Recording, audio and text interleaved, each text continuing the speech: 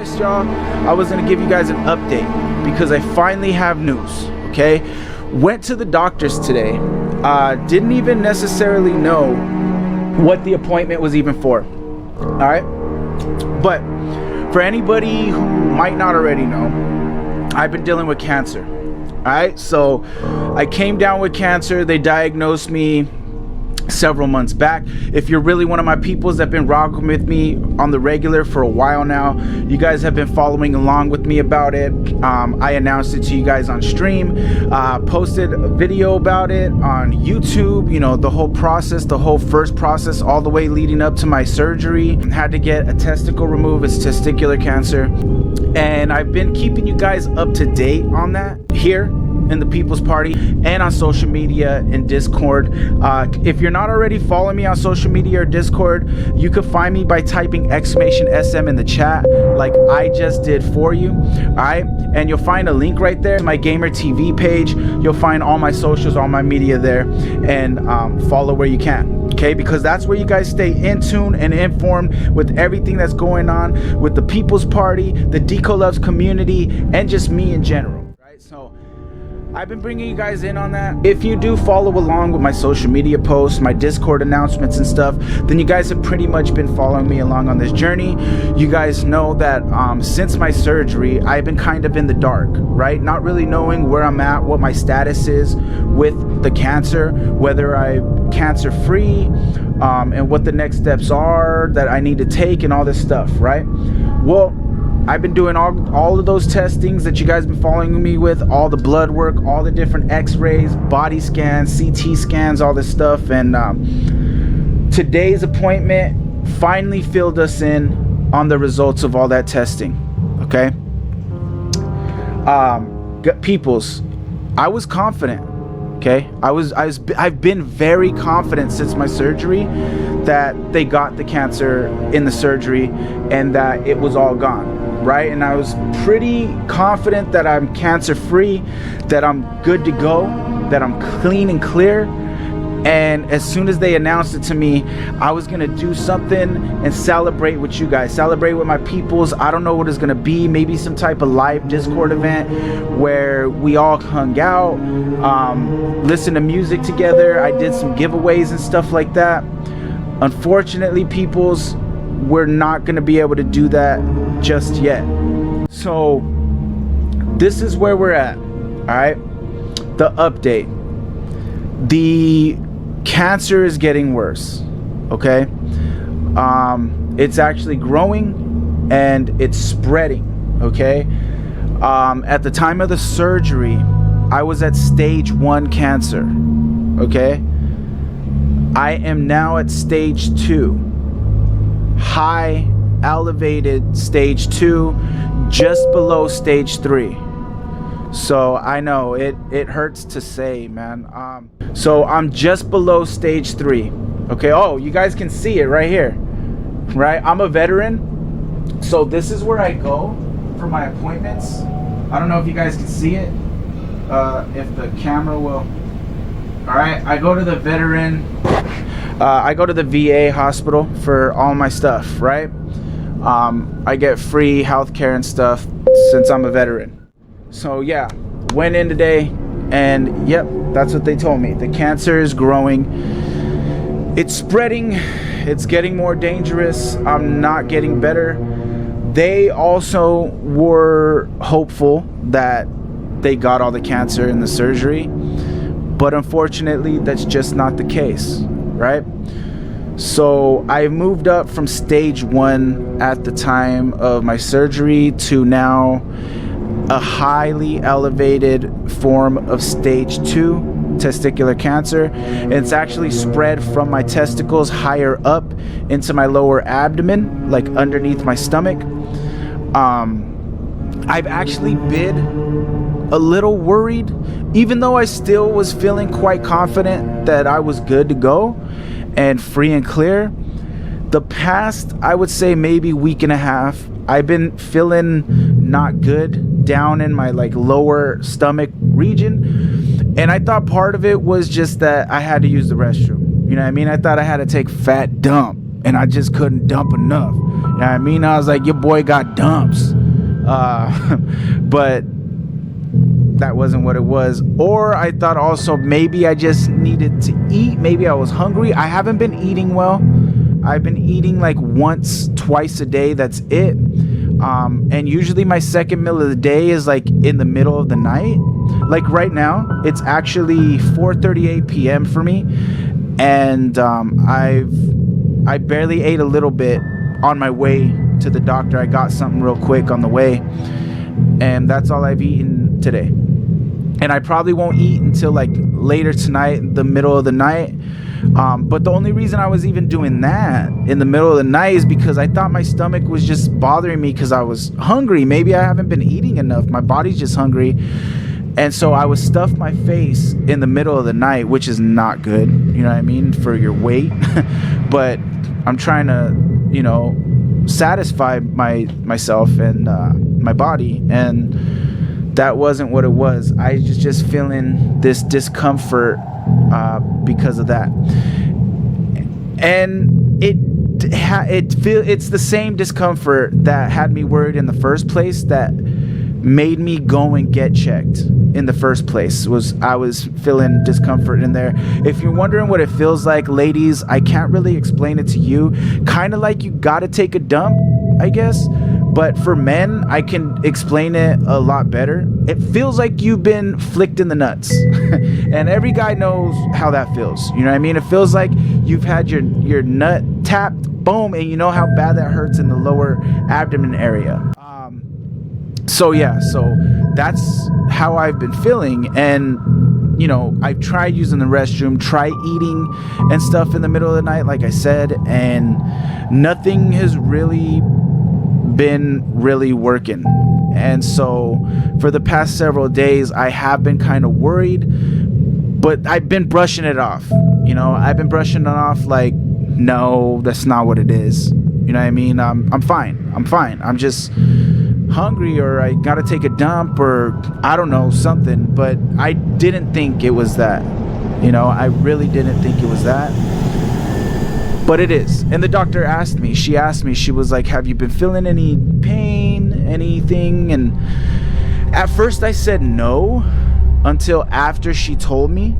And then I was like, okay, actually I have been feeling some discomfort. I just was kind of ignoring it. I just didn't want to think it was that, you know. And I think that's natural. I think it's normal to have a little bit of denial, because you just want to think the best, you know what I mean? You're hoping for the best. And I don't feel sick per se, you know what I mean? And that's the weird thing about it, right? I wouldn't feel sick, right? Like sick like you would normally think of sick, you know, with the headache, a fever, nausea, cough, runny nose, sore throat, whatever, you know what I mean? I don't feel sick, but what I have been feeling, and I don't know if this is linked, I should have asked, but I completely, like, honestly, when she told me, I was freaking out. So guys, I don't deal with like sickness and disease very well. There was a point in my life where I thought I might have been anemic, and on my way to the hospital, my mom drove me to the hospital to go get tested for that. I'm not anemic, but on the way to go get tested for that, I was freaking out. I was like, oh, anemic, like what the hell, that's in my blood, like you know what I mean? Like that type of stuff weirds me out. It freaks me out. Like I don't know, viruses, disease, illness, all that type of stuff. It just freaks me out. It's weird to me. So I was freaking out, so some stuff slipped my mind, you know what I mean, when I was talking to the doctor. But one of the things that I did ask her was, well, what stage? Do you know what stage it is or anything like that? Because up till this point, they had not told me anything about stages, right? That's one of the first questions people always ask me. Well, what stage is it? I don't know. I didn't even ask. They didn't tell me. You know what I mean? But yeah, she told me at the time of my surgery was stage 1, and we've now moved up to a high form of stage 2, just below stage 3. Stage 3 is bad, right? Stage 3 is, I think, as bad as it can be. I think that's the worst. I'm not sure. Don't quote me on that. I haven't looked into it. But when whenever I hear stage 3, like in movies or stuff like that, that's bad time, right? That's bad. So not quite there, but just below it at this point. So what we have to do from here on out is I have to start chemotherapy. I'm gonna have to start going through chemotherapy. I'm gonna start crying, dude. I didn't want to do chemo. That's what I did not want to do. You know what I mean? And after my surgery, you know, like my first appointment after the surgery, the doctor had told me that could be an option. It is scary, you know, it's radiation poisoning, basically, that, you know, the radiation poisoning gets in and poisons the cancer. It's radiation poisoning to fight cancer, you know. And so yeah, she had told me it could be an option even if I was free and clear of the cancer.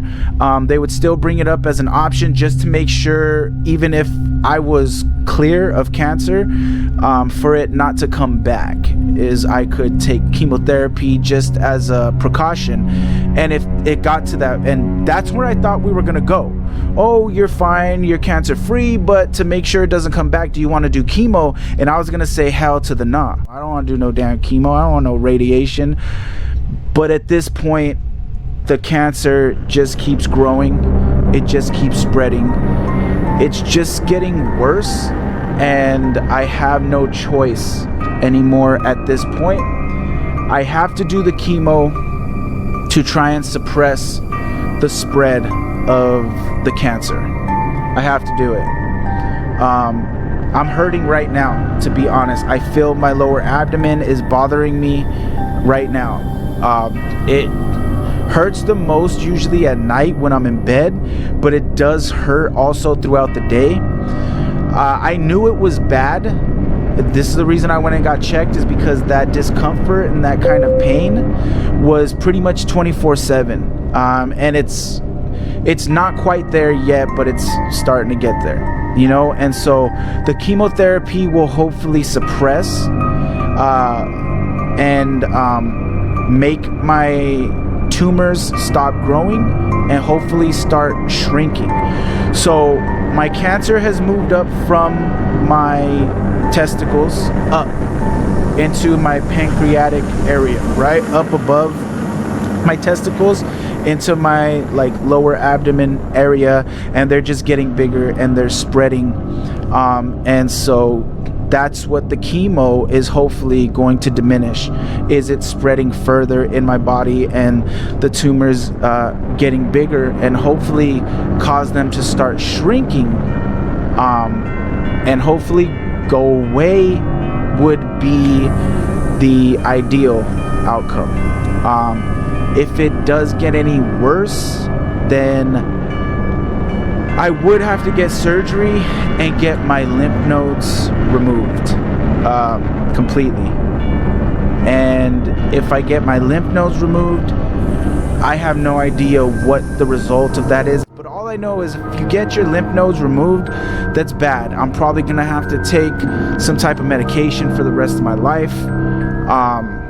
And then at that point, if I did have to get surgery and get my lymph nodes removed, and that still doesn't cure the cancer, I'm pretty much screwed, you know. But at this point, the chemo will hopefully stop it, cut it out, cause it to diminish, cause them to start retreating, you know, the tumors to start retreating, the cancer to start retreating, and hopefully completely get rid of it over time. So just know, peoples, this is probably going to start interfering again a lot with the stream, with the schedule. I might not be able to be as consistent again. You know, I'm going to be in and out of the hospital a lot. When does the chemo start? They need to call me within a week, and they need to see me within 30 days.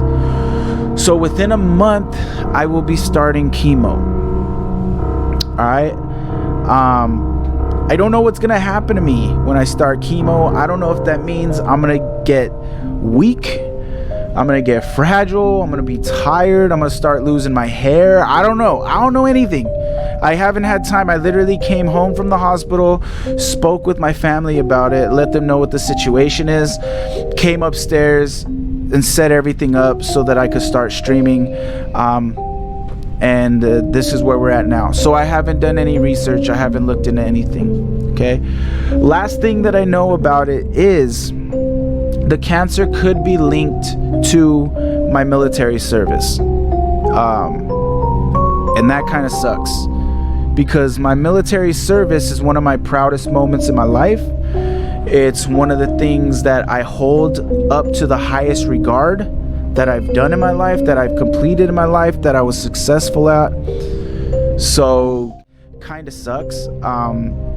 You know, I still am happy that I served, and I still hold it to a high regard. It's still one of my proudest moments in my life, but kind of sucks, you know, that the war didn't kill me, but maybe the aftermath of the things that I encountered there might, you know. And what it is that might have caused the cancer is something called burn pits. And for anybody who doesn't know what burn pits are, in the Middle East, they don't have waste management like we have, right? They don't have trash bins that they can put out front and a trash man comes pick up the trash, and they have facilities for waste, for trash. They don't have that. So what they do is they basically pile up all of their trash everywhere in the entire country, and then they have designated burn days where everybody burns their trash. And you see these fires all over, right? We would be in convoys and we'd see these fires scattered all over the place, and you just see the smoke billowing, okay? And since they don't have waste management in the country, of course we have to do the same thing on base with our trash, because we're humans, and that's what humans do. We produce waste, we produce trash, you know. And so we would do it on base. Not me personally, but it's on base. There's soldiers that are designated to do that on base, is to burn trash, right? And the reason why that's dangerous is because we have to burn any trash, and that includes things like tires, plastic, rubber, foam, things that we know we're not supposed to burn because they send dangerous fumes out with the smoke, which are cancerous. Cancerous fumes literally come when you burn tires, you burn plastic, you burn foam. We know that. It's a scientific fact. Doctors know that. But in Iraq and in other Middle Eastern countries, that's what they do because they don't have waste management. And that's what we have to do on base when we're deployed, because if they don't have waste management, we don't have waste management, right? And breathing in that stuff in the air is proving to be a connection with cancer for a lot of veterans who served and were deployed around the same time that I was.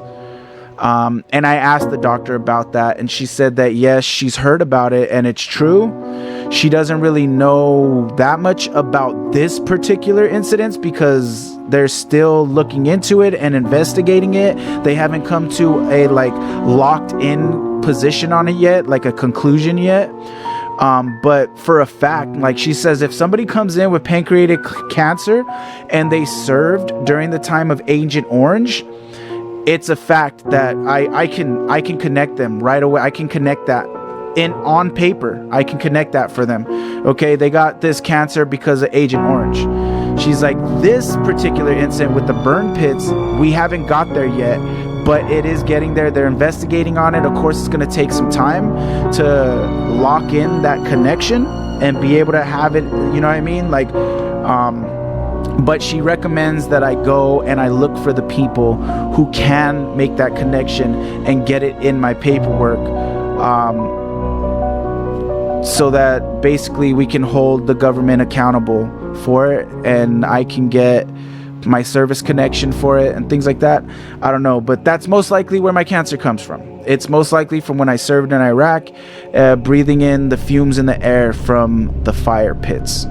So yeah, peoples, that's what it is. That's where we're at. That's what we know at this point. And all I can do at this point is just try to be strong, just try to be positive, try to be positive. Sorry, I'm burping. You know, try to stay faithful and pray.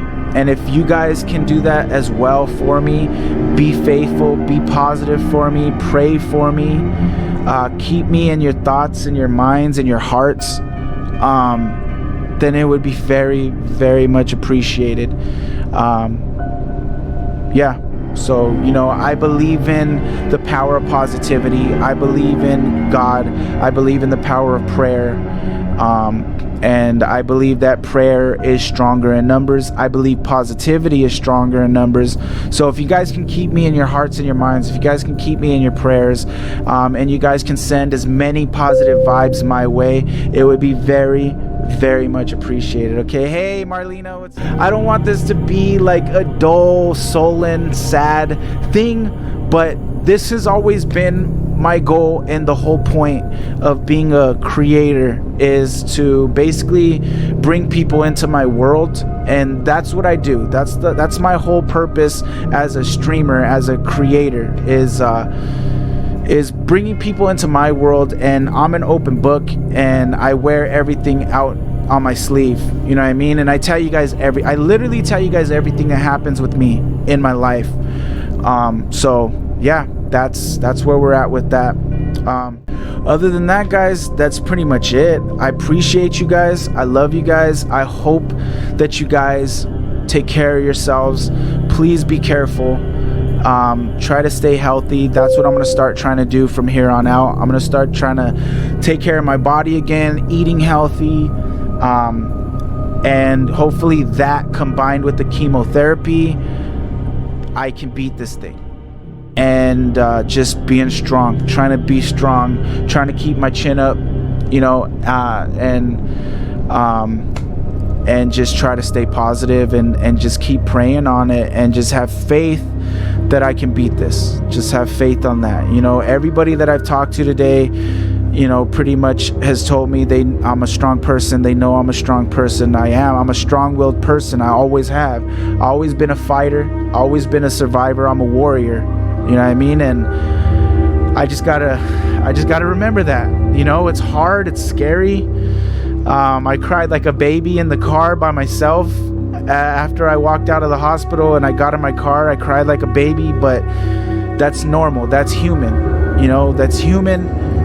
And I do know, and I'm a strong person. I'm a strong-willed person. I'm a fighter. I always have been my whole life. That's the whole reason I joined the military. That's the whole reason I went infantry, because I know I'm a warrior, you know. And so I believe in the power of the human mind.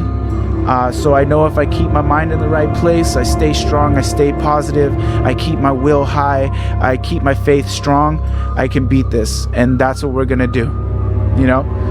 That's what we're gonna do. Before I start crying, yeah, thank you guys, love you guys, appreciate you guys. Let's jump back in.